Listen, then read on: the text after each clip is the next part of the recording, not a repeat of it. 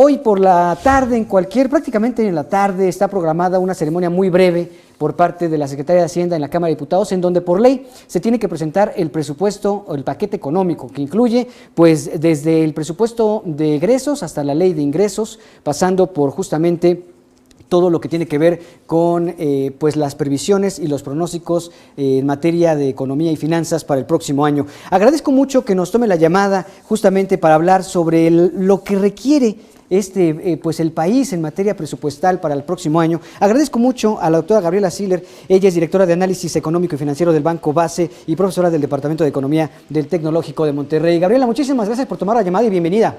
Al contrario, Jonathan, muchas gracias por tenerme en tu programa. No, al contrario.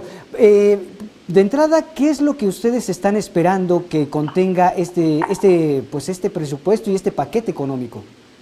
Bueno, pues esta administración como que ha centrado sus esfuerzos en la austeridad y entonces creemos que el paquete económico 2021 eso es lo que va a mostrar a pesar de la crisis económica, austeridad, en donde pues inclusive se especula que podría venir con una contracción en los egresos, algo que sería inédito para la economía mexicana, dado que siempre se ha contemplado un crecimiento en el gasto del gobierno. Ahora hay que recordar que, bueno, pues este año estamos viviendo la peor crisis económica desde la Gran Depresión y que, bueno, pues en realidad se necesitaría una política fiscal contracíclica, es decir, una política que generara un mayor crecimiento económico vía mayor gasto, menores impuestos. Por supuesto que esto, bueno, pues sí, podría propiciar un crecimiento de la razón de deuda sobre PIB y, bueno, pues algunos están preocupados, obviamente, por la calificación crediticia de nuestro país. Sin embargo, también hay que recordar que, bueno, propiciando un mayor crecimiento económico, esta razón de deuda sobre PIB más rápidamente podría regresar a los niveles precrisis y además de, bueno, pues obviamente pensar en toda esa gente que se ha perdido sin empleo y que, pues, si este año prevemos que la economía va a caer entre 9 y 10%, pues el efecto rebote a lo mejor el siguiente año sería del 3% y entonces sería conveniente poner una política fiscal precisamente que propiciara el crecimiento económico. Claro. Oye, Gabriela, me parece interesante porque el gobierno y el presidente ha sido un acérrimo rival de estas políticas contracíclicas, pero ¿cómo le podríamos explicar a la gente qué implica una política contracíclica y cómo le afecta a ellos o cómo les podría beneficiar, etcétera, etcétera? Bueno, pues si vemos de los indicadores económicos, el Producto Interno Bruto, podríamos decir, es el que más refleja lo que le sucede a la actividad económica. La actividad económica pues es importante para todos porque finalmente es la que dice o en la que se marca, ¿no?, cuánto trabajo hay, cuánto ganan las personas, la inflación de los productos, etcétera.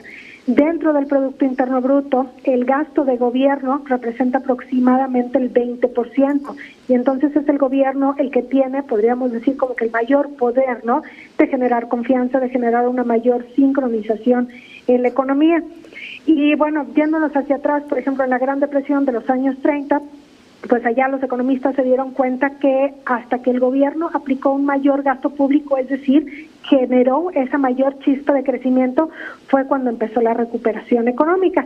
Entonces se le llama política fiscal contracíclica precisamente a la política del gasto y de los impuestos que va encaminada a generar esa mayor chispa, a generar un mayor crecimiento económico, que bien aplicado el gasto de gobierno pues tiene un efecto multiplicador sobre la economía, es decir, que por cada gasto, por cada peso que se gaste se genera un crecimiento mayor a un peso. ¿Qué se debería de poner? Bueno, pues de manera teórica se supone que debería de ser principalmente gasto en infraestructura y en infraestructura de proyectos de corto plazo, no por ejemplo como los que está contemplando esta administración, y también pues en los estados en donde se han perdido más empleos, apoyando por supuesto las industrias que se han visto más seriamente afectadas por la pandemia. Por supuesto que se debe de contemplar también gasto social para pues proteger a las personas más vulnerables, pero bueno, pues sabemos que las transferencias pues es un efecto de 1 a 1 nada más, y en el gasto en infraestructura se generaría un efecto multiplicado. Oye, Gabriela, en ese sentido, pues es previsible que pues vengan en el presupuesto marcados pues recursos bastante suficientes para los 3 proyectos que le interesan al presidente, que es Tren Maya, refinería y aeropuerto, y además, por supuesto, el presupuesto más amplio para el tema de todas las becas y los apoyos que da al sector social. ¿Esto qué margen le deja al gobierno para poder atender otras necesidades? Bueno, definitivamente que ya contemplando o poniéndole como que ciertos candados de estos proyectos de infraestructura, las transferencias y otras cosas con las que tiene que cumplir también el gobierno, como que se queda con un bajo margen, ¿no? Y entonces, pues más bien ahí, pues la idea sería ver como objetivo principal el crecimiento económico. Sin embargo, creemos que el objetivo principal será la austeridad. La austeridad. Pues habrá que ver entonces hoy en qué términos llega el presupuesto, el paquete, los criterios generales de política monetaria, es decir, cómo va a estar vislumbrando el precio del petróleo, la estabilidad del peso dólar, todos esos detalles que de pronto pues nos dan mucha referencia de cómo vendrá el 2021, ¿cierto? Así es, y bueno, pues creemos que sería conveniente que no se contemplara un crecimiento económico mayor al 3.5%, porque aunque se espera un efecto rebote, pues creamos que no será tan grande. Para México se espera una lenta recuperación económica.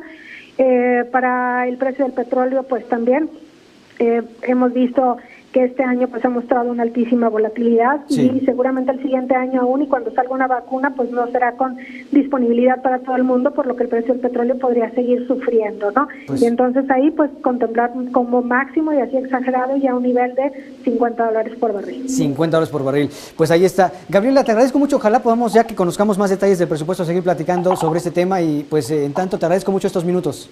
Al contrario, muchas gracias a ti, Jonathan. Buenas tardes. Buenas tardes, muchísimas gracias. Ella es la doctora Gabriela Siller. Ella pues es directora de Análisis Económico y Financiero de Banco Base y profesora del Tecnológico de Monterrey.